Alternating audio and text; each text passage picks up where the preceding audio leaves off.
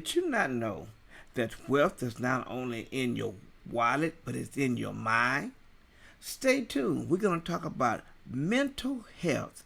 It's a mind thing.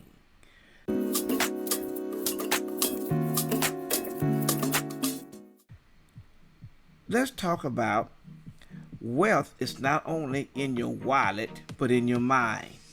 Says that wealth isn't just cash or assets that you hold. It's actually skill, belief, habits, knowledge, networks, and mental habits that create and protect income, opportunity, and long-term financial freedom. Your wallet shows the results that your mind contains the engine that produce future results.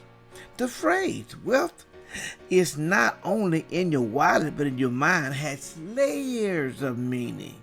And it's not really about shifting, it is really about shifting your perspective from wealth, from just the numbers in a bank account, to the mental foundation actually produces and sustains financial success. So wealth is not only in your wallet, but is in your mind. Let's talk about this statement. What is the statement really means? What most people hear the word wealth. They immediately think of money, stacks of cash, high bank accounts, investments, houses, cars, material possession, and such. But that is just only one form of wealth. This wealth is external wealth that you can see with your eyes. But we're talking about now the mental wealth. You can't see that.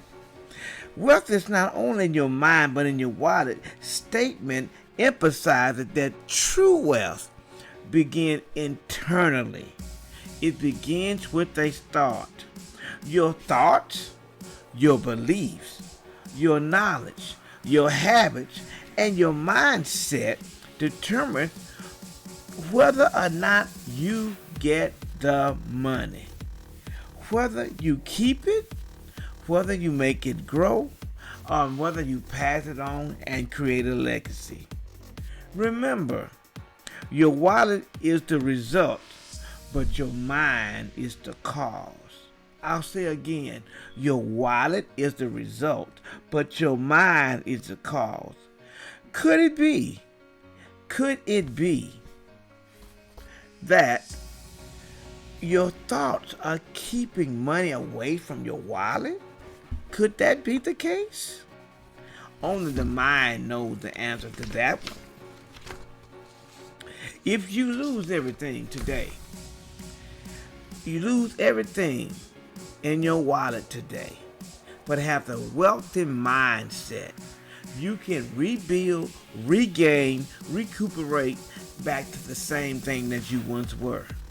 But if you only have money and you lose your money, and without the mental foundation, you can lose it all and struggle to regain it.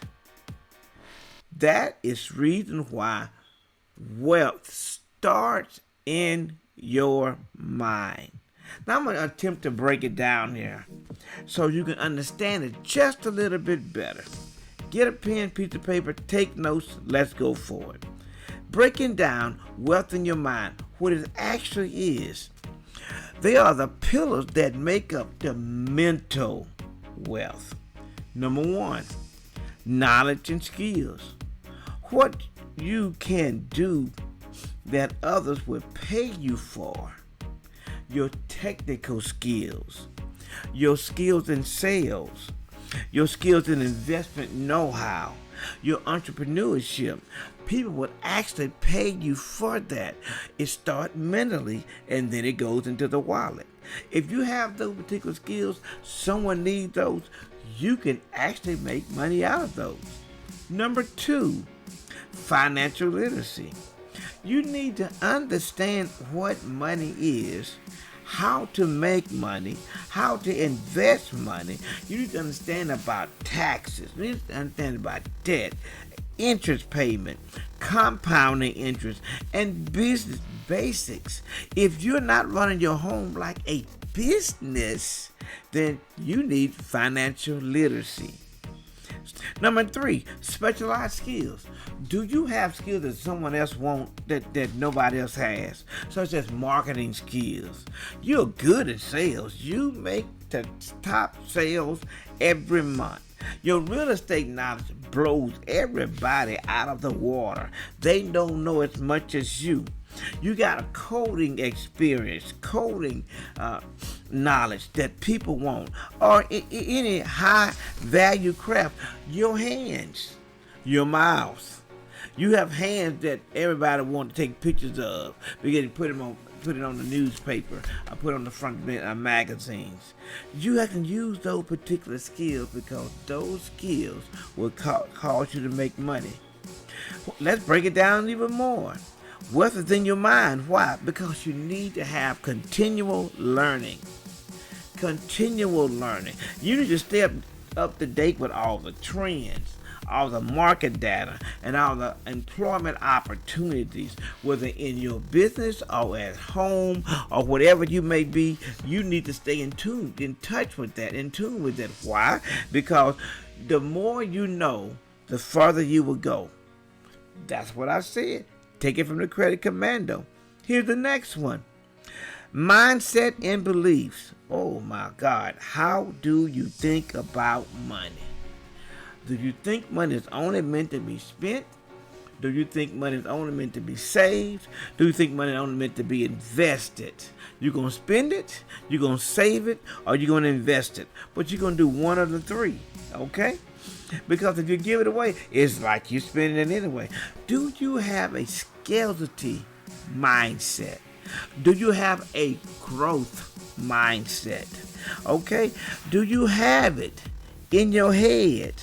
Do growth versus fix? Are you willing to take a calculated risk to make sure that your money grow into abundance?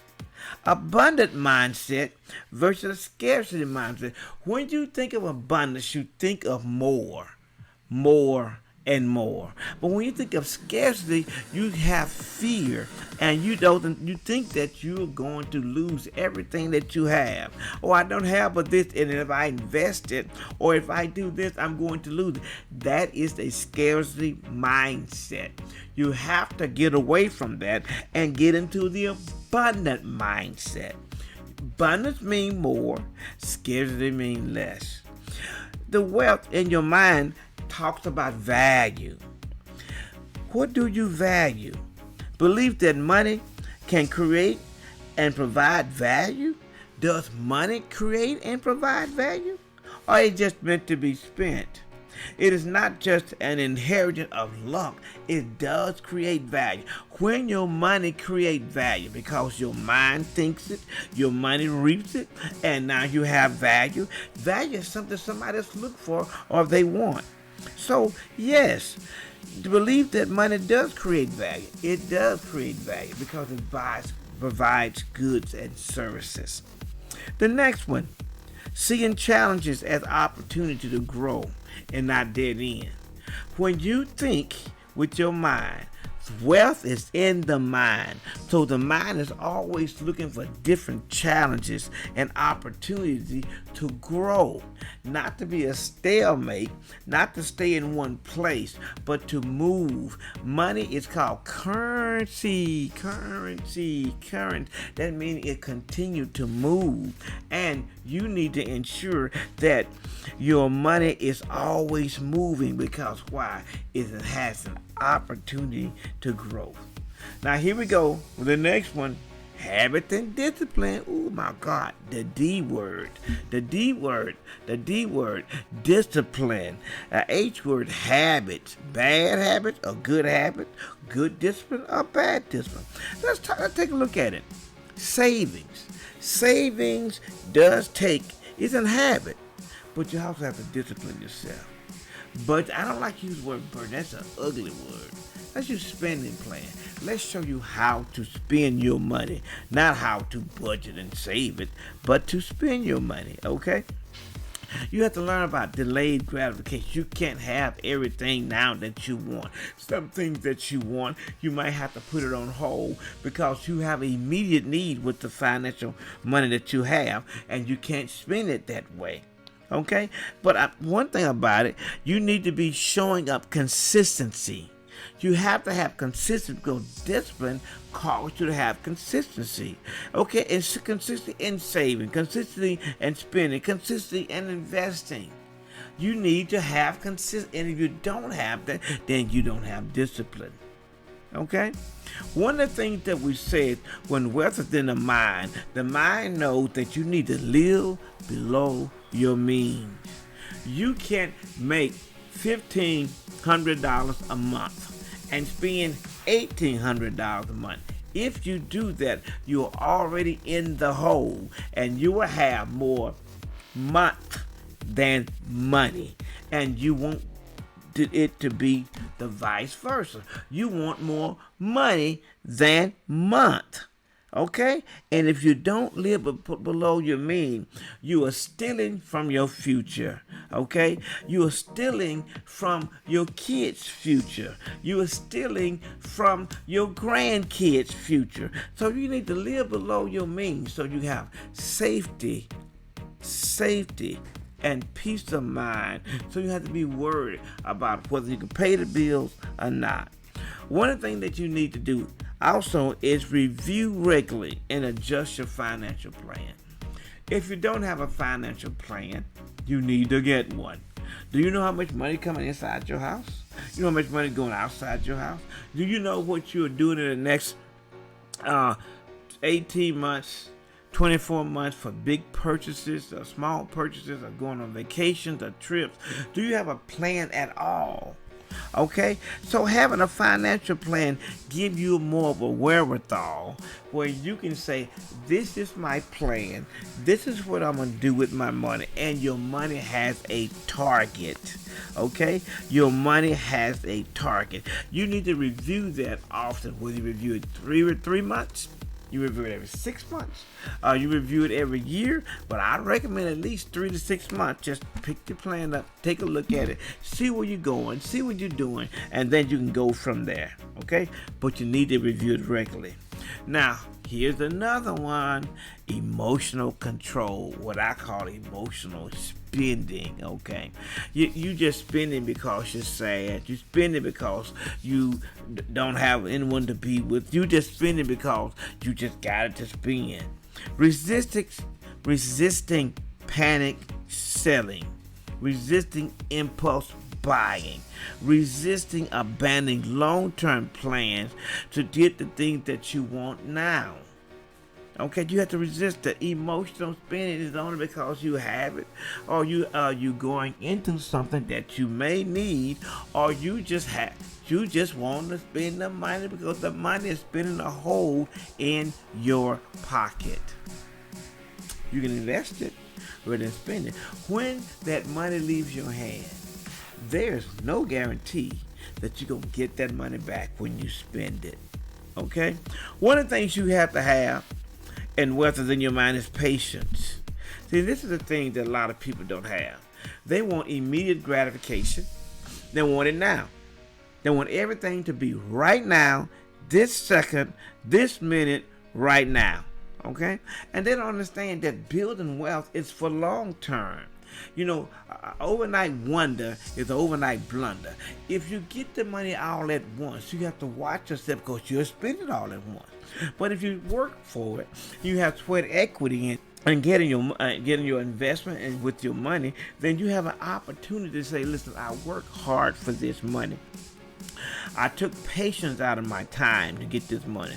I'm going to invest for the long term until it pays off. Patience is one key. The next one behind patience is self-control. You can't keep up with the Joneses. Don't watch, that's my last name. But you can't keep up with the Jones. You can't keep up with everything that everybody else is doing on your budget when their budget is much greater than yours. You have 2 kids. They have no kids. Okay, you're living in an apartment, a house. They're living in an apartment. It's the difference. It's the difference. Their car is paid off. Your car, you just bought a new car. So your financial plan is totally different from theirs. So stop trying to prove something to somebody that they don't even care about anyway. Okay? So stop. Don't keep up with the Joneses. Get yourself in control and take care of your money. Okay? You got to have resilience because there's going to be some setbacks. There's going to be some losses. So you have to have, you just can't stop because you lost the money. You put in the investment and then you lost it. You just can't stop just because something else has happened. You just can't stop because your job went away. You have to keep going. It is called resilience. And in order for your money to work for you and work for you for a long term and have a mental capacity, you have to have a resilient mind. Whatever comes, I'm going to stand. That's resilience. Also, the next one is creativity and opportunity recognition. Creativity. Do you see your mind being creative ways to make more money? Can you see your mind having the way to get side gigs, improvement of the type of investments? Do you see your mind working to make that money work for you so you don't have to work for your money at all? Because your money don't get tired, okay? You do. Your money don't have to have vacation. You need one, okay? You might not have to go to sleep. You got to get some rest. So make sure that you see the opportunities and put your money there. And when you put your money there, make sure that it's a great opportunity so it can grow, okay? Now, one of the things you have to recognize with your money and this mindset is that you need to make sure that you recognize business opportunities that others miss. There are some things out there, investment opportunities that others miss. You want to be on the cutting edge of things that are coming out. People don't see it, but you see it. You invest in it, and in the long run, you come out much more money than you put in. You always buy low and do what? Sell high, and that's how you make a profit. Okay, recognizing business opportunities that others miss is a great gift if you have that. Okay, the next one is finding cheaper and smarter ways to solve problems. If you solve other people's problems, you make other people's money for yourself. So if you can solve other people's problems, you got it made. Because they will pay you for solving other people's problems. Finding cheap and smarter ways to solve problems. That means if you have to use AI, it's okay. If you have to use the computer, use the phone, whatever you have to do to get it done, do that. Because why? Because it's a mental thing. It's a mental thing. Money is much more mental. Mental health of your money is a great opportunity to see what you do or what your mind tell you with the money to do. All right, look at this. So the next one is, what if you invested in an innovative product, a new services, a new income stream? I said the other day that you need to have 8 different income streams. One north, south, east, west, northwest, north, south, northeast, northwest, southeast, and southwest. Why? Because either one of the income streams dry up, you have 7 more to go. Remember that. As many income streams as possible that you can get. You don't want to work for all of them. You want your money to work for you. Okay? Let's look at the next one is social capital. And what that is basically the relationships that you have with other people. The networking, the doors that you have with other people. It's basically your mentors who are teaching you everything that they know out of their head. And one thing about a mentor, when he teach you the things that he know, you become smarter than him. Why? Because you know what you know, and you know what the mentors know. So you become a little bit smarter than the mentor himself. But everyone needs a mentor. If you're in education, you're an education mentor. Okay, if you're selling the cars, you at a car dealership, you need somebody to mentor so you can sell the cars. Whatever you're doing in life, whether it's real estate, you need a mentor. You need somebody to tell you what to do, how to do. So what that mentor does is get you there quicker and faster. So you need a mentor, and that's a great thing to have. Is relationships. You also, another thing you need to do is learn from others. One of the things that I've said, I never wanted to make the mistakes myself. I want to see other people make mistakes, and I can learn from them. They tell me that experience is the best teacher. Well, I beg to differ from that. I don't say my experience is the best teacher. Your experience is the best teacher, because I want to learn from you. And if I can learn from you, it'll keep me from doing some of the things that you have done that cause failure in relationships, failure in business, and losing your money. So if I can learn from you, okay, like a mentor point again, then it is great for me. Okay, learn from others who have succeeded in the area that you're going into. They have succeeded. They have proven strategies, a proven plan, proven financial money wherewithal that is coming in. They say, hey, I've done it, you can do it, and you can have the same thing I'd have if you do the same thing that I did. Okay? Let's look at the next one. It's called collaboration. Collaboration. Meaning, rather than competing with each other, join with each other. You have a strong point. They have a strong point. You both have little or no money, or you both have money, or you have no money at all. But you can come together and join forces, because whatever that person don't know, you should know. Okay, and y'all can come together and talk about the issues. So collaboration, rather than competing, is good. Why? Because when you bring your ideas and they bring their ideas, you put both the ideas together, you're bad. Trust me, you're bad. Okay? Look at systems and processes. Sometimes you have to automate this thing. We're talking about mental wealth. Not the natural wealth, but mental wealth. So mental wealth is going to have systems and processes and routines. Even you can put your savings on automatic, okay? You can put your bills on automatic. And you can repeat the business process on a daily basis. You don't have to reinvent the wheel. The wheel is already invented. All you got to do is change the tires. Whether they're rubber tires, or they're wooden tires, or they're metal tires, just change the tires.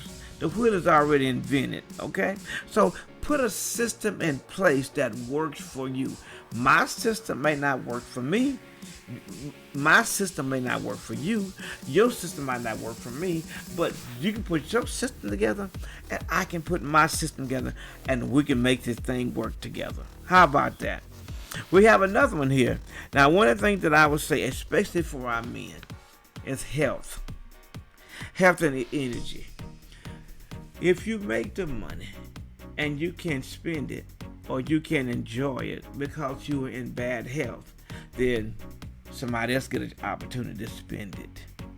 So you need to be able to physically work, physically learn, and take advantage of every opportunity. You have to have energy. That means you can't stay up all night and get up early in the morning. Some of you can do that, but most of you can't.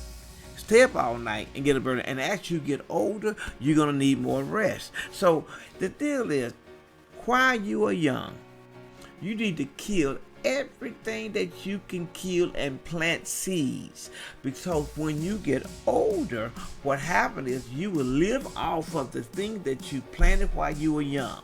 Stocks, bonds, mutual funds, investments, real estate, businesses, barber shops, tire shops, any type of thing that is producing a great income for you, do it while you're young. And do multiple business while you're young. Okay, get in partnerships while you're young. Build everything up, because those are seedmen. As you get older, all you have to do is go through the field and pick the corn, pick the wheat, pick the tomatoes, pick the vegetables, pick anything that you want to pick. Why? Because you had it growing for the most of your life. That is great, and that is good. The last one I'm going to talk about, and then we're going to have a part 2 of this, mental wealth. We'll get that later. But here's part, we're going to have part 2. But the last one I'm talking about is physical energy and mental clarity. Sometimes we overlook wealth assets. Okay. Again, you can't be tired. You can't be unhealthy. Okay. Your mind make poor decisions when you are tired. Your mind, you as a person, make poor decisions when you are tired, when you're weary, and when you're worn. Therefore, you need to get the appropriate rest before you make a decision. I personally do not make a big financial decision when I'm tired, because you haven't had opportunity for your brain to rest and to absorb every possibility, every opportunity that may be involved. So guess what? If you go ahead and make that decision while you are tired, you may be doing yourself a disjustice. Okay? So mental clarity is great, and you need to have that. Okay? A tired and unhealthy mind, remember this, a tired and unhealthy mind make poor financial decisions. This is the Credit Commando coming at you live. Go to my YouTube channel, Credit Commando. The Credit Commando YouTube channel. You'll find a lot of things about finances, about travel, and motivation. That's what I do. I'm the Credit Commando. I'm over and out. Have a great and wonderful day.